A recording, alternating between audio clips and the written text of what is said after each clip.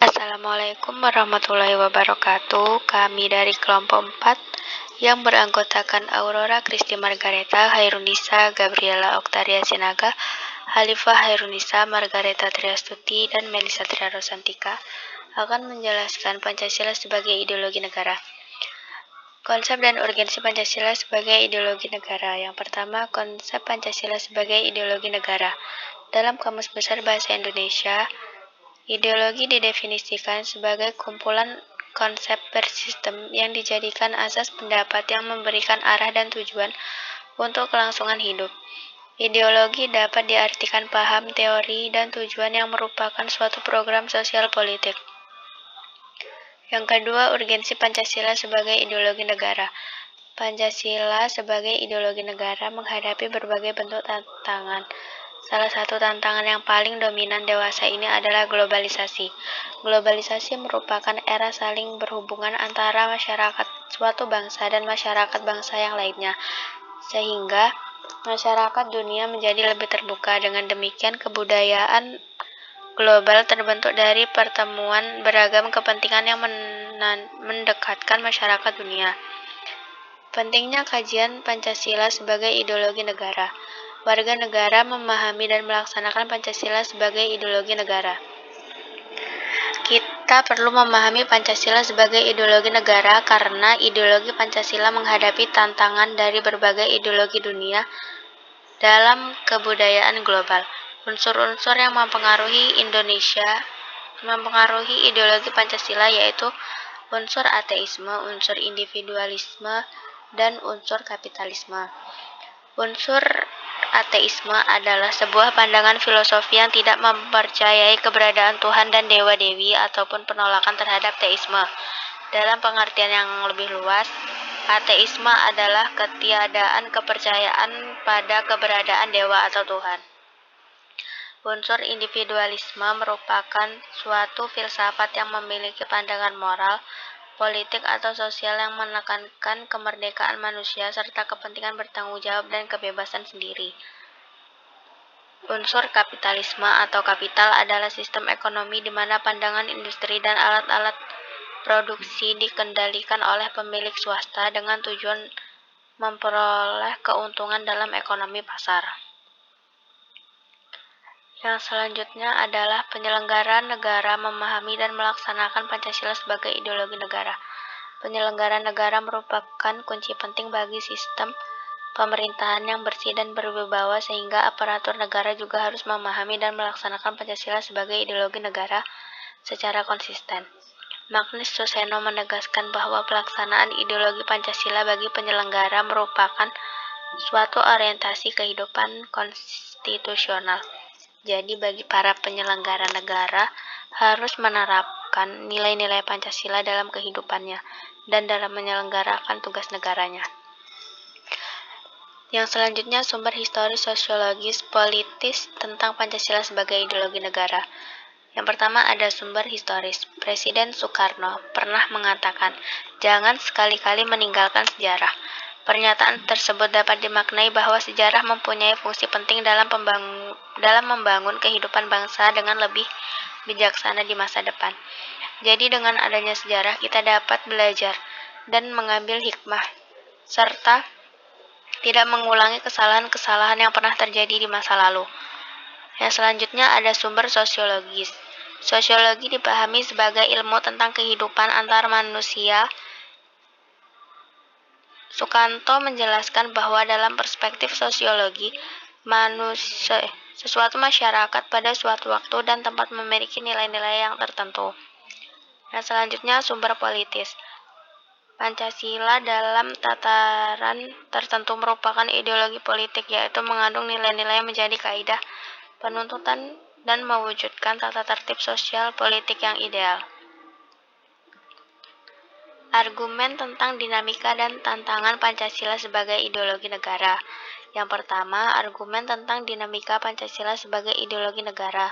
Pancasila merupakan wujud dari pemikiran manusia tentang cita-cita yang sesungguhnya, yang sungguh-sungguh digenggam dan berusaha untuk diwujudkan serta sarana yang dapat menyatukan masyarakat melalui wujud aksi yang nyata.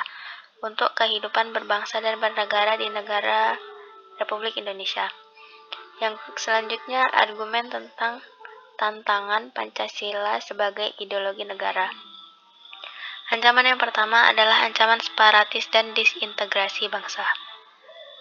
Separatisme adalah paham berupa suatu gerakan untuk membuat negara sendiri.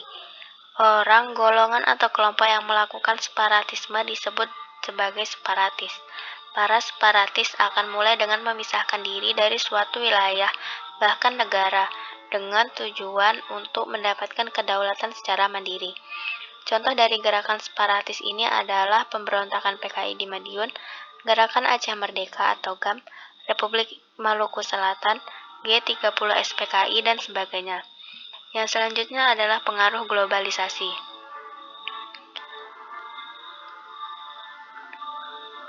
Pancasila sejatinya merupakan ideologi terbuka, yakni ideologi yang terbuka dalam menyerap nilai-nilai baru yang dapat bermanfaat bagi keberlangsungan hidup bangsa. Namun, di sisi lain diharuskan adanya kewaspadaan nasional terhadap ideologi baru. Apabila Indonesia tidak cermat, maka masyarakat akan cenderung ikut arus ideologi luar tersebut. Sedangkan ideologi asli bangsa Indonesia sendiri, yakni Pancasila, malah terlupakan, baik nilai-nilainya maupun implementasinya dalam kehidupan sehari-hari. Nah, selanjutnya, kehidupan elit politik yang tidak selaras dengan Pancasila. Yang selanjutnya menurunnya moralitas dan kesadaran moral. Menurunnya moral atau degradasi moral adalah suatu fenomena kemerosotan atas budi pekerti seseorang maupun sekelompok orang.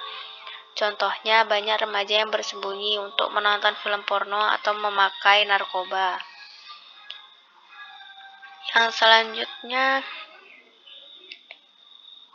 esensi dan urgensi Pancasila sebagai ideologi negara. Esensi Pancasila sebagai ideologi negara. Segala sesuatu yang merupakan hakikat, dasar, intisari, hal yang pokok, penting, ekstrak, dan konsentrat dari segala sesuatu disebut esensi, tergantung dalam konteks dan penggunaannya, sehingga dapat diartikan bahwa esensi Pancasila yaitu hakikat, inti, atau hal pokok Pancasila sebagai dasar negara. Esensi Pancasila sebagai ideologi negara memiliki 3 dimensi, yaitu dimensi realitas, idealitas, dan fleksibilitas Pancasila. Dimensi realitas berarti ideologi itu memiliki nilai-nilai dasar yang bersumber dari nilai-nilai yang real, hidup di dalam masyarakatnya, terutama pada waktu ideologi tersebut lahir, sehingga mereka betul-betul merasakan dan menghayati bahwa nilai-nilai dasar itu adalah milik mereka bersama. Yang selanjutnya, dimensi idealitas. Menyatakan sebuah ideologi harus mengandung cita-cita dari seluruh elemen masyarakatnya, sehingga suatu bangsa mengetahui tujuan mereka masing-masing. Ideologi Pancasila juga telah memenuhi dimensi idealitasnya, karena Pancasila mengandung cita-cita dari seluruh elemen masyarakat di Indonesia. Dimensi fleksibilitas mengandung makna bahwa ideologi Pancasila memiliki keluasan yang memungkinkan dan bahkan merangsang pengembangan pemikiran-pemikiran baru yang relevan, tanpa menghilangkan atau mengingkari hakikat yang terkandung dalam nilai-nilai dasar Pancasila. Ideologi Pancasila memungkinkan untuk menerima pemikiran-pemikiran baru tanpa mengingkari yang hakiki atau nilai dasar Pancasila. Yang selanjutnya, urgensi Pancasila sebagai ideologi negara.